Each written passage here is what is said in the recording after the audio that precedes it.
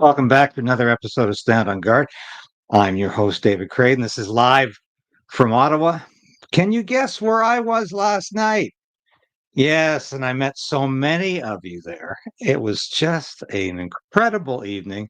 I loved it. I really did. It was the meeting Jimmy Dore. I've interviewed him before. You saw the interview last week. And of course, I love his show. But it was so nice to meet him after the show. And I'll talk about that when we come back momentarily. The Prime Minister lied and his minions continue to lie.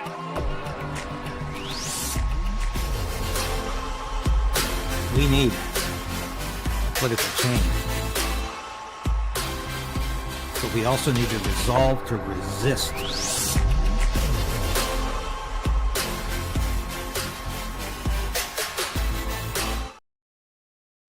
And please, I saw a comment, smash that like button. Yes, do that now because YouTube suppresses this show every day. It just puts its finger on the likes. Make sure it doesn't get too high. Make sure too many people don't watch it. And let's make sure too many new viewers don't see it. That's the strategy. But it was so nice to meet Jimmy Dore last night. And I got to say, at the beginning of this broadcast, thank you for all of you. And there must have been 20, 25 people who came up to me last night and said, "We love your show. Thank you for what you're doing. We appreciate it." And I appreciate you saying that. I had a hell of a bad week last week, and the week before wasn't too good either. It was really sick. I would literally be doing these broadcasts. Sometimes I know I looked a bit slow because I was really suffering. And I would do the broadcast and just collapse. And I'm back again though. And I feel like I'm in my prime again. Last night was fantastic. But thank you again for everybody who came up to me and shook my hand, had a picture taken. It meant so much to me because you think sometimes, am I reaching people? Are people listening? Am I having an effect? And I felt that last night. Thank you. And it's a heartfelt thank you for the work I do. As many of you know, I worked in the mainstream media for many years. I worked in the Canadian Armed Forces and Air Force Public Affairs Officer. I worked on Parliament Hill. Doing independent media is a different thing for me. And doing this show every day has been I hate to use the word challenge, but it's been difficult at times. But I'm really enjoying this. And because there's nothing like going to an event, and this happens every time I go to court as well, for the Freedom Convoy trials. People come up to me and talk to me, and I appreciate it. And it means so much. So, for all of you who were there last night, I realized that Jimmy Dore and I have the same audience. He's got a much bigger audience, but both of us, I think, speak truth to power. That's a bit of a colloquialism now, and it's a lot of people say that, but I'm proud of the fact I'm in no politician's or political party's pocket. I'm free to criticize any political party, any politician, because I'm independent. I'm an independent journalist. And so I want to show you some of the pictures. We had this taken after the show last night, and it was, I should put my hat on. A lot of people say, "Put your hat on, David." Okay, I'm going to put my hat on. And once again, this is the merchandise. I'm wearing Jimmy's merchandise this morning, but that's my merchandise, the hat. You'll see more of that later. Great moment. We had about a 6 or 7 minute interview, which I'll be showing you afterwards. He took me up to the green room and we chatted for a while. Great evening. And here's somebody who came up to me. I'm sorry, I can't remember your name, but if you're watching right now, comment. And here, I'll put the comments on because we really do need to hear from these people. So yes, I'm going to have a look at. Good morning. We are listening, David. Yes, thank you. Thank you for listening. Thank you for coming back, for being there in the last 2 weeks. We had a death in the family. My father-in-law. It was hard. It's hard on all of us. And I was really down with, I don't know what it was last week, some bronchial infection at first. I thought I had pneumonia for a while because that's how my sister went out.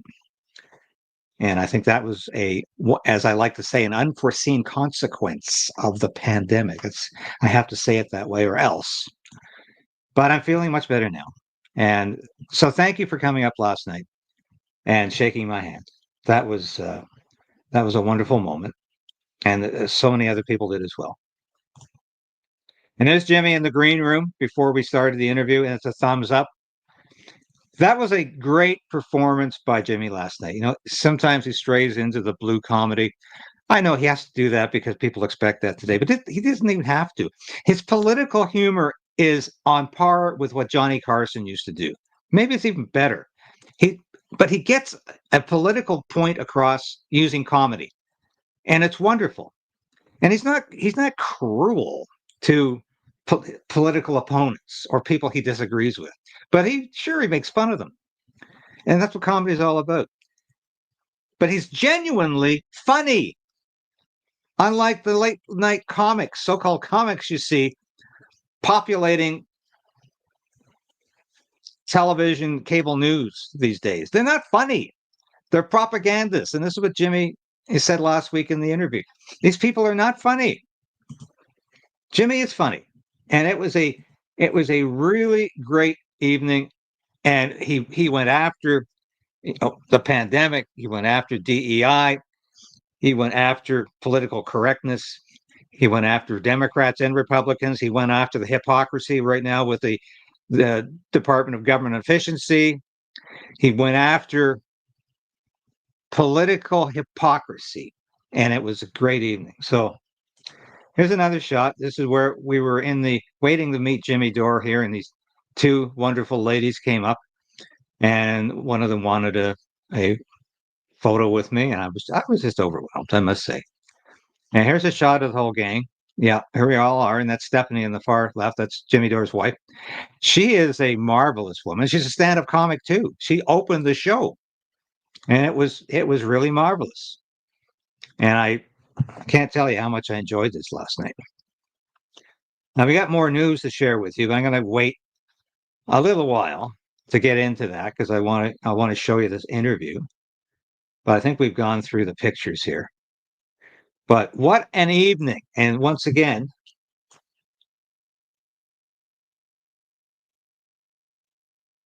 who looks like polio? Oh yes, Nancy Copeland. Thank you, Nancy. Yes, thank you. And it's if I seemed a little bit slow-witted in the last couple of weeks, if I seemed a little slow in the draw, it's because of everything that's been going on and just not feeling up 100% last week. But I feel so much better this week. And thank you for caring. Yes, and good morning, everybody. And thanks for joining me this morning. We're going to have a fun week here on Stand on Guard. And I pledge we're going to have a fun week every week. We're going to have as much fun as possible because the walls are closing in on our freedom. But we're pushing back. We're resolving to resist. That's the slogan of this station. We are resolving to resist the authoritarian rule of the Liberal Party, of the Uniparty increasingly, and specifically of Mark Carney. Jimmy Dore joked last night. We went from trading Justin Trudeau, who he said is the son of a Cuban dictator, to an international banker who doesn't pay his taxes. So, as he said the other day, it's worse. It's worse with Mark Carney than it ever was with Justin Trudeau because this guy is being taken seriously. People didn't take Justin Trudeau that seriously, did they? I mean, you have to admit, people did not take Justin Trudeau seriously because of the sock fetish. This is the guy who shows up for the speech from the throne wearing running shoes with a suit. Yeah, I mean, that's pretty bad taste. That's class with a capital K, as we used to say. Those of you old enough to remember that little slogan from the 80s. That's class with a capital K. That's what Justin Trudeau is all about. And I'm trying to make sure I get some of your comments in here because this is a day for comments. It really is. This is a marvelous day. So let's run this interview. And I think you're going to like this. And I'm going to make sure we get the sound levels up here. But Had a Canadian tour. You've been up here before. You mentioned Edmonton. Did you get the same sort of response in Toronto and Montreal as you got here in Ottawa? Almost exactly the same. Yes. It's phenomenal. My crowd is, I'm sure, a lot like your crowd. People who are into medical freedom. People are into free speech. People who are against corruption and against, censorship. All those things that used to be the bastion of the left are now considered right wing. And so, it's great to come up because I know wherever I go, it's going to be that kind of crowd. And so what you saw tonight, we experienced in Montreal. People, every time people are like, "Oh, you're going to Montreal, it's not going to be good." I'm like, "No, it's not. It's not random people coming in off the street. It's people who know me." So yeah, and they seem hungry. They seem hungry for this kind of a message.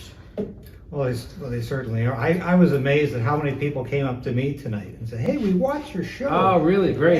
And I'm thinking it's because what I say is often what you're saying is that don't trust politicians. Yeah, correct. And don't be in the pocket of politicians. Right, 100%. I get flack from conservatives who are always saying, you're criticizing the Conservative Party. I say, you're damn right I am, because they're not acting like conservatives. Yeah. But you said something tonight, your anecdote about Bobby Kennedy Jr. Fascinating anecdote, but did you know Health and Human Services Secretary Kennedy is working for some ostriches in Canada? Oh yeah, I've had those people on. You have? Yeah, so they wanted to kill like 800 of their ostriches, or 400. 400, yeah. That was it, yeah. And of course, they're not using science, right? They all say it's for science, but it has nothing to do with science. It has to do with some kind of crazy ideology that they want to fulfill. And ostriches aren't. They've built up immunity to it, a lot of them. Well, you know the whole story. I don't have to tell you. So, tell me about Bobby working with them, though. I didn't know that. He sent a letter to the federal government, the Canadian Food Inspection Agency. The funny thing is, of course, these ostriches aren't being used for food. They're being used for experimentation into immunity. Oh, right. So why are they getting involved in this? No kidding. I And know. the agriculture minister seemed to be backing away because of this letter from Kennedy. Oh, really? Yes. That's And good news. It's good news. And the farm is reaching out to Kennedy yesterday to say, can you come up to Canada to visit the farm? I think that would just be Oh, that would be fantastic. Yeah. Of all the people that Trump nominated to the cabinet, I think I was most He's the excited best. Yeah. about Bobby Kennedy Jr. Well, it's the one where we can see real change. Yeah. And he's already done it. He's already brought a lot of change to the healthcare in the United States. I mean, he's got the poisonous, cancerous dyes out of our food already. And he's going to have real safety testing for vaccines going forward. They've taken away the recommendations for the COVID vax, most of the people in the country. So and then, it's nice to see them go on corporate news and kind of school these people in a way they've never been talked to before by government officials who aren't in the pocket of big pharma. So it's exciting. I think the crowd erupted loudest and largest when you talked about the fact you have a right to decide what you like and what you don't like, what you love and what you hate. That's right. And when did the government start telling us you don't have a right to hate that? That's right. Because you're right. Why shouldn't we hate what's going on in Gaza right now? That's right. We Yeah. should hate that. Why can't I hate white guys doing Taco Tuesday? But it is a thought crime, isn't it? It is a thought crime. Why does the government think they can arbitrarily tell us what we can love and hate? And it's weird. And it's weird what Trump is doing right now. He's replacing left-wing censorship with right-wing censorship for Israel.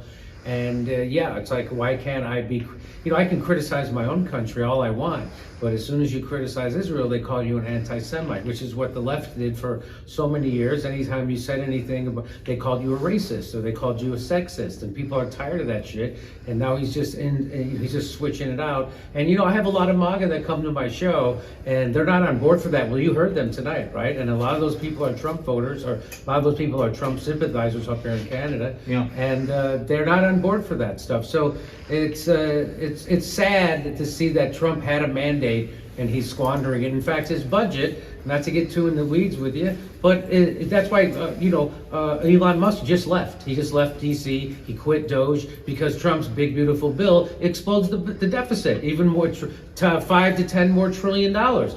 So all those Doge savings was just a smokescreen. And he didn't cut any of the money. He just took that money that Doge was going to save and he gave it all to the war machine. And a lot of people feel betrayed. So that's why people need to come out. I think people on the right agree with that. People on the left agree with that. And that's what they don't want us to realize. Interesting, though, the same day Elon Musk is leaving the Trump administration, the New York Times does a hit piece on him saying he's a drug addict. Isn't that funny? Because they'll get you with three ways.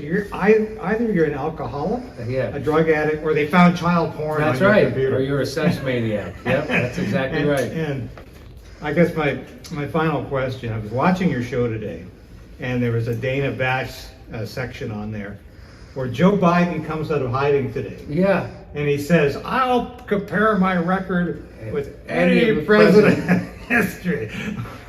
And one of the reporters there says, do you think it was a mistake you not running? How delusional are these people? Yeah, I mean, now everybody admits he's demented, and there's the corporate press. Shouldn't you have run? You should have kept in. You look fine to me. Did you see that person? You look great to me. You look sharp. Like it's just, I mean, that's why you and I have a show, because that's what the corporate media is, and people see through it. And so thank God they suck that badly. Thank God. Thank you for your time. Okay, my Jimmy. pleasure. Thank you. I appreciate it. Nice to meet you. God bless. It's been an experience. And please, anytime you want to comment from a Canadian, I'm available. Okay, I appreciate it. I'll keep that in mind. We'll take you up on it. Okay. Okay, thank you. All right.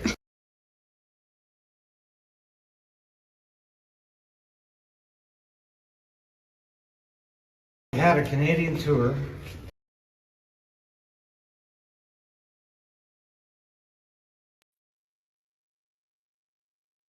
Sorry, I had to bring myself back in there. Thanks for watching that. I really enjoyed talking to him. I was, very tired last night. It was, so I'm still tiring out early in the evening, and that was probably about 11 o'clock. We did that and grabbed some food on the way home, and had a marvelous time. And it was so nice, as I said, to meet so many of you. And Jimmy Dore, I think, is so popular in Canada because he strikes a chord for those of us who say it's enough pandering to politicians. It's time to be free. And he rocked last night. I got to tell you, that's not a phrase I use very often because I'm a jazz fan. I like to talk about swing, but he rocked. Excellent job. Now, do we have any politicians in Canada I really do like? Well, like I say, I'm hot and cold sometimes with Pierre Poilievre. I think generally he's doing a pretty good job. But who do I really admire in politics today? And it's an old friend. She's been on the show, and I'm going to try to get her on in the next couple of weeks again. And that's Alberta Premier Danielle Smith. I don't think there's a more gutsy, courageous premier in the country. Well, I know there isn't. I can't think of anybody. But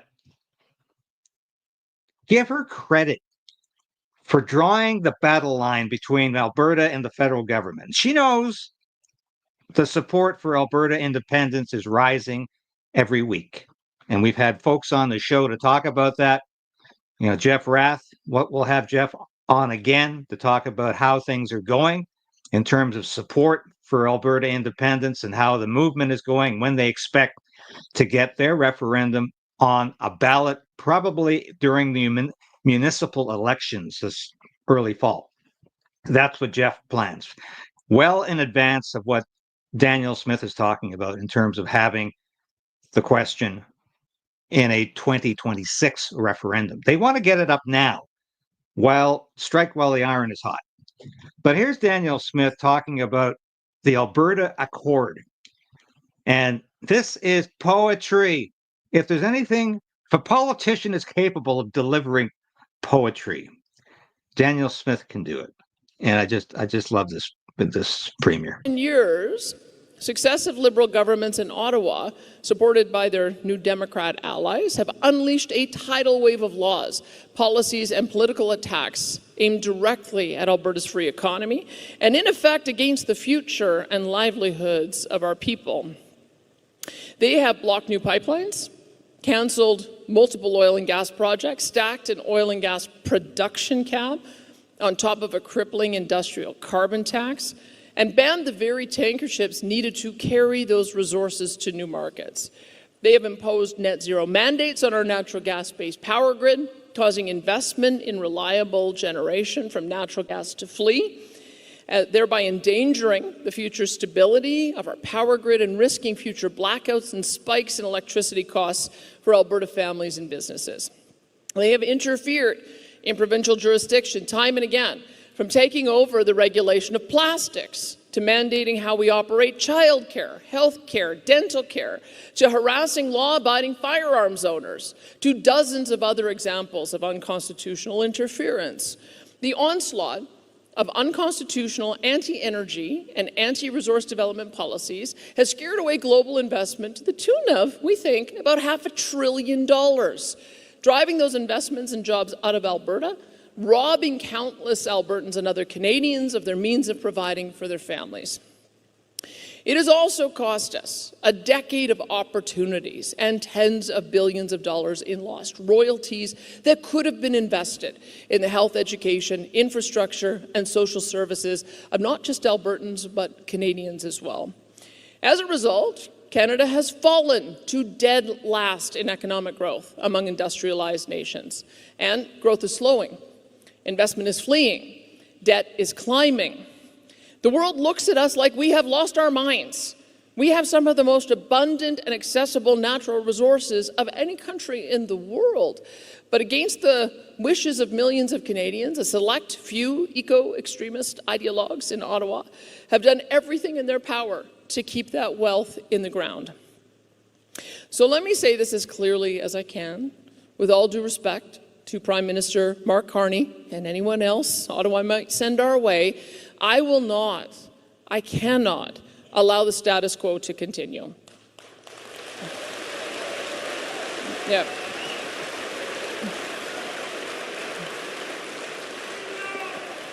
All right, did we hear that? It's not over yet. I cannot allow the status quo to continue. That's a leader. That's Danielle saying things had better change now and fast, or else. And she's laying down the line. She's drawing the line in the sand, and she's telling Mark Carney, get with it. Our government is committed to negotiating a new deal for Alberta, an Alberta Accord, if you will. First, Alberta requires guaranteed corridor and port access to tidewater off the Pacific, Arctic, and Atlantic coast for the international export of Alberta oil, gas, critical minerals, and other resources. Yeah. Second, the federal government must end all federal interference in the development of provincial resources by repealing the No New Pipelines Law, C-69, the oil tanker ban, the net zero electricity regs, the oil and gas emissions cap, the net zero vehicle mandate, and any federal law or regulation that purports to regulate industrial carbon emissions, plastics, commercial speech of energy companies, and so on. Third, the federal government must refrain from imposing export taxes or restrictions on the export of Alberta resources without the consent of the government of Alberta. And fourth, the federal government must provide Alberta the same per capita federal transfers and equalization as is received by the other three largest provinces, Quebec, Ontario, and British Columbia. So that's step one. We're also going to launch the Alberta Next panel to engage our best minds and all Alberta. But for the last... Yeah, that's the plan. And Alberta and Danielle Smith have a plan. They're not just spouting talking points. This is a plan. And I take my hat off to her. She's a fantastic woman, great premier. And I can see from the comments here, everybody out there really admires her and likes her. And like I said, I've known Danielle since we both worked at the Calgary Herald. She was a journalist. as I started out. She was a good journalist, an honest journalist, and always had my support over the years. I predicted she'd be premier actually when she was leader of the Wild Rose Party, and I was totally wrong. But had to wait a few years. Turned out my prophecy did come to pass. So I was prescient to some degree, just a little early in my estimation. But she's fantastic. I want to show you some slides here. And once again, thank you for all your comments. And some anyway, I'm not even gonna comment. I know I had a comment there during the beginning of that Jimmy Dore interview that I probably shouldn't have had up. I should have taken it down sooner. But sometimes when you're doing 4 things at once, you don't take the comments down quick enough. It wasn't insulting. It was just probably inappropriate comment because we all do know who Jimmy Dore is. And let's have a look at some of these slides here because I have promised to do this now every day until I hear some explanation from the official opposition for their utter failure to address this issue, which is Canada automatically became a signatory of the World Health Organization's pandemic agreement. Automatic. We did not raise a finger in protest. This issue was never discussed, debated, or voted on in the House of Commons. And when I brought it up over a year ago, I was told that the health critic, the person responsible for addressing this bill, could not talk to me. The conservative health critic could not talk to me, and I was given no explanation. Obviously, the explanation was we don't want to talk about this because it's too controversial. And why is it too controversial? Why does Canada want to be part of the WHO's pandemic agreement? What benefit is there to a sovereign country to abrogate your sovereignty to the United Nations, to allow them to decide what is a pandemic, when a pandemic is occurring, and how to respond to a pandemic? Bad enough having Justin Trudeau in charge during a pandemic and you get lockdowns and COVID mandates and authoritarian measures. It's conceivably, even worse to have the United Nations in charge. Now, I mentioned this the other day. I think this is great news that the Pride Parade in Toronto is underfunded. It's losing sponsors. How about that? Google and Home Depot have dropped out. Wonderful. Because we all know this is just a cybernetic parade. It is just, it's an exercise in cyberism and hedonism. And it is really, at this point, nothing to do with equality or human rights or decency or tolerance. It has everything to do with obscenity right now. And we know what goes on at these events, and it's really destructive. And if I did what these people do at this parade, I would be hauled into jail for indecent exposure, as would any of you. And we all know that. So this has got to end. And I'm glad the money is falling and the bottom is dropping out of this organization. Have a look at this. This is fascinating. This is what Pride season. Of course, we all know June is supposed to be Pride Month. And thank you again to Camille El-Sheikh, who is protecting our children, who is going out to the schools this month to ensure that children do not have to participate in raising the pride flag at their schools. He was successful last year in about getting 50% of school children not participating. In some schools, it was up to 80%. So, Camille, thank you for your work. You're going to come on the show. He's going to come on the show next week to talk about what's going on this year. And, of course, they're gearing up for the 1 million-person March for Children in September, which I am the master of ceremonies every year. This will be year 3. They're not doing an event this year on Parliament Hill for this event, but they will be gearing up for September. And I will be there, and I hope all of you will be. So let's just have a look. I find this absolutely incredible. Here's all of the events that the federal government recognizes during so-called Pride season. June 1st to 30th is Pride Month. June 1st is LGBTQ Families Day. June 12th is Pulse Remembrance Day. June 23rd is Stonewall Day, and that refers to the bar where really the whole LGBTQ rights phenomena began. June 26th is Marriage Equality Day, or gay marriage. June 27th is National HIV Testing Day. June 28th is International LGBTQ Day. June 30th is Queer Youth of Faith Day.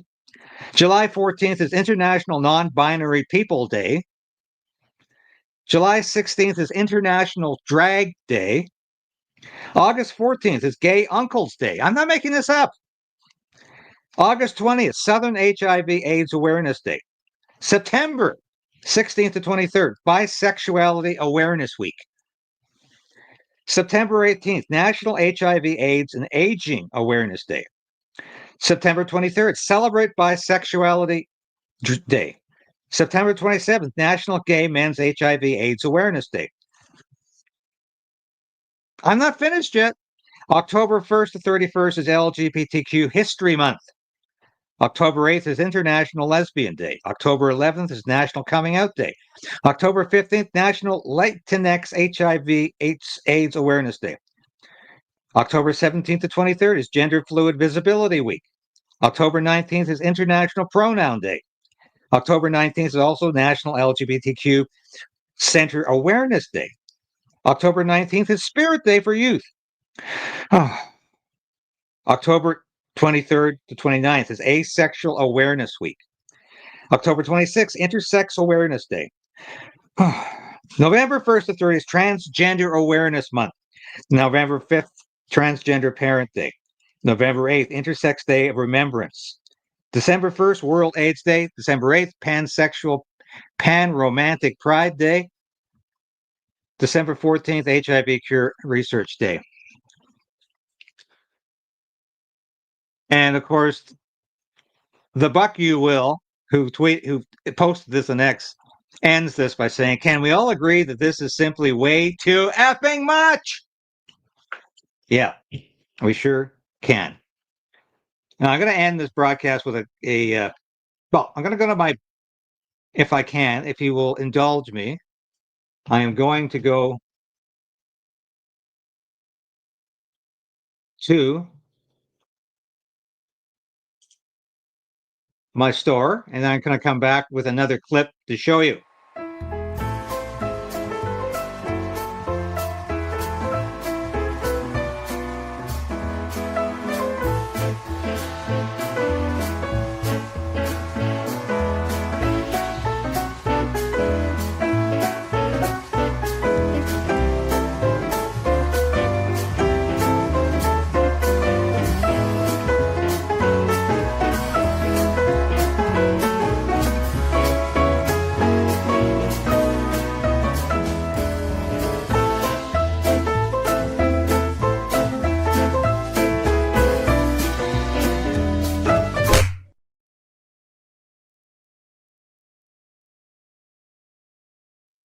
Yes. So please visit the store. This is one of the items we have. We've got some great T-shirts, some great hoodies. I really think it's fantastic material, and I don't really promote it enough. But I want to show you a bit about, even the mainstream media is starting to think that it's not going so well for Mark Carney. I'm going to show a bit of this here. Not too much, because it's agonizing to listen to the mainstream media.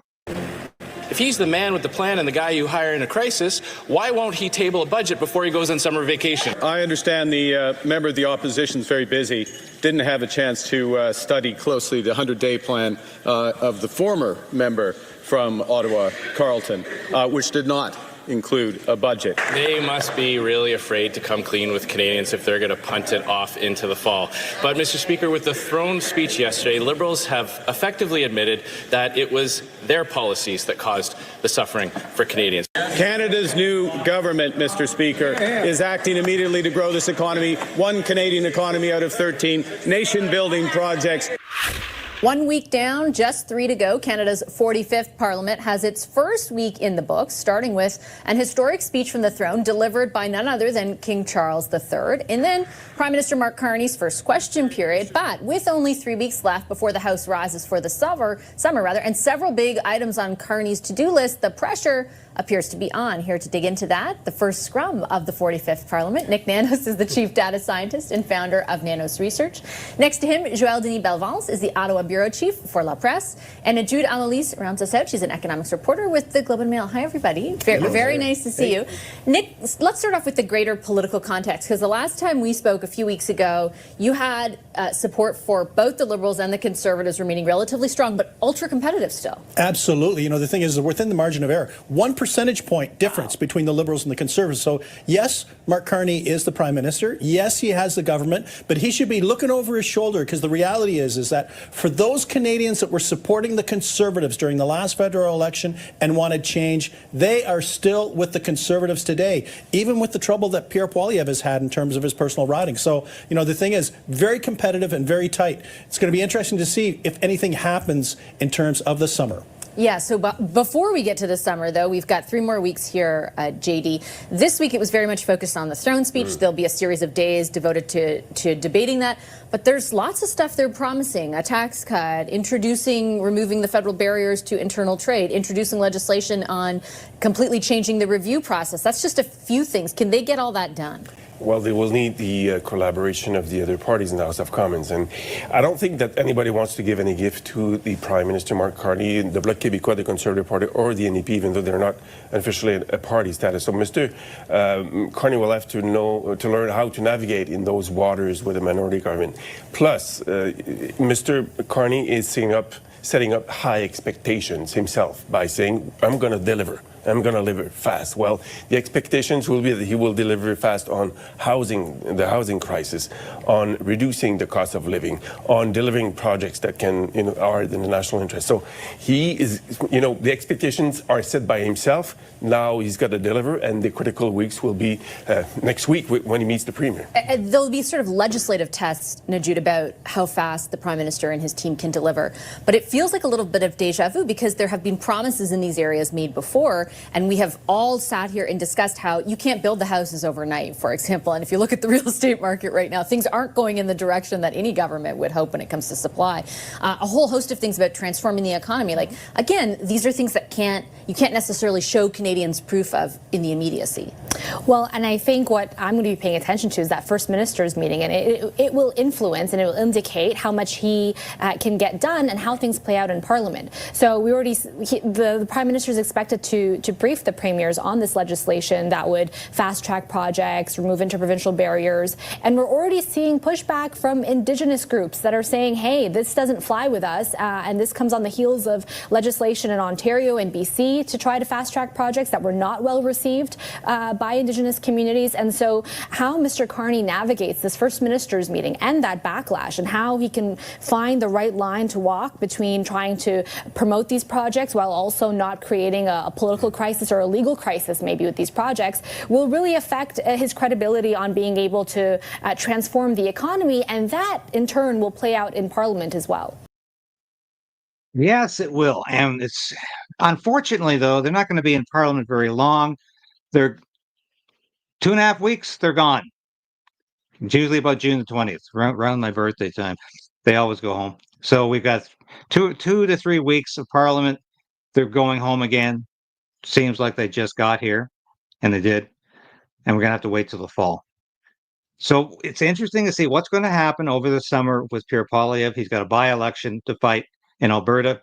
He's going to be an island of federalism in a sea of Alberta independence. It's going to be very difficult for him. I've already said that.